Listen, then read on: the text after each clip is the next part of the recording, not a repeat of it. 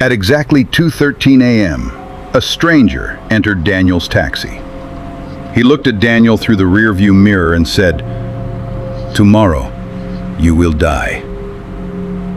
Daniel had never seen the man before, but somehow, the stranger knew his name. Daniel was 29 and worked the night shift as a taxi driver in a quiet American town. His life was simple: drive at night, sleep during the day, and repeat. But for several weeks, something strange had been happening. Every night at exactly 2:13 a.m., his dashboard clock stopped. He had taken the car to a mechanic, but nothing was wrong.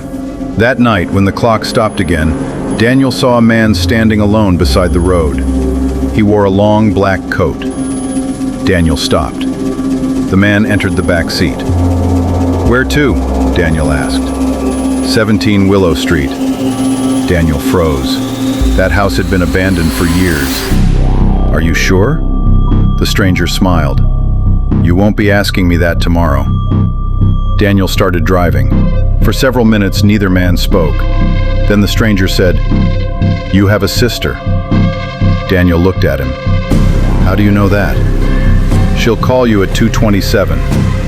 Daniel checked the clock. 2:21 a.m. 6 minutes later, his phone rang. It was Emily, his sister, who hadn't spoken to him in 3 months. "Daniel, I need your help." Daniel looked at the passenger. The stranger was smiling. Emily's voice began to shake. "I had a dream about you." "What kind of dream?" "You were driving a black taxi. There was a man sitting behind you." Daniel's blood ran cold. Emily continued, "He told you that you were going to die tomorrow." Daniel slammed on the brakes. He turned toward the stranger. "Who are you?" The man reached into his coat and handed Daniel an old photograph. Daniel looked at it. It showed him at 12 years old, standing outside his childhood home. And beside him stood the same man. On the back was a date, October 14th, 2009. Daniel suddenly remembered fire, sirens, and his mother's screams. Then the memory disappeared. "Take me to Willow Street," the stranger said. "Why?" "There is something you were never supposed to remember." Minutes later, they arrived. Daniel recognized the house immediately. The broken fence, the old mailbox, the dark windows. Everything was exactly as he remembered it. "Nobody lives here," Daniel whispered. The stranger looked at the upstairs window. "Someone is waiting inside." Suddenly a light turned on. Then Daniel heard a child's voice. "Daniel?" He froze. It was his own voice. Inside the house, Daniel found an old tape recorder. He pressed play. "My name is Daniel. I'm 12 years old." Daniel stared at it. It was his voice. The recording continued. "If you're hearing this, don't trust the man in the black coat." Daniel turned around. The stranger was standing behind him. Then Daniel found another recording. He pressed play. His older voice said, "The fire wasn't an accident." Suddenly, headlights appeared outside. An older man entered the house. Daniel recognized him. Richard Cole, his father's former business partner. Richard carried an old metal box. "You finally came back," Richard said. Daniel stared at him. "Why did you burn this house?" Richard looked down. "Your father discovered something." "What?" Richard looked at the stranger. "He discovered someone who could see the future." Daniel opened the metal box. Inside were old documents filled with predictions. Then he found one page dated October 15th, 2026. Under the date were 4 words.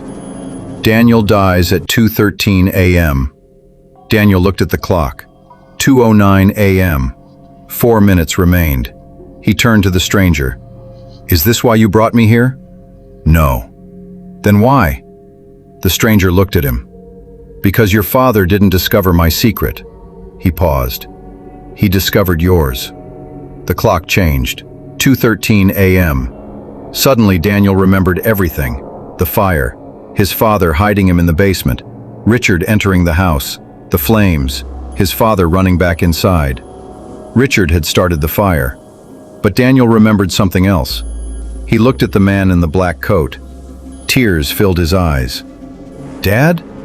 The stranger smiled. Daniel stepped forward and tried to touch him. His hand passed straight through. Daniel stepped back. His father had been dead since that night. He had returned only to help his son remember the truth. Richard placed one final letter in Daniel's hands. It was from his father.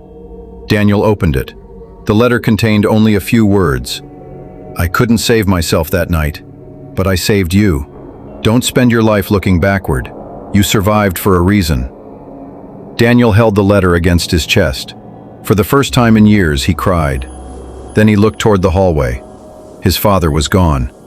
Only the old photograph remained. Daniel whispered, "Thank you, Dad."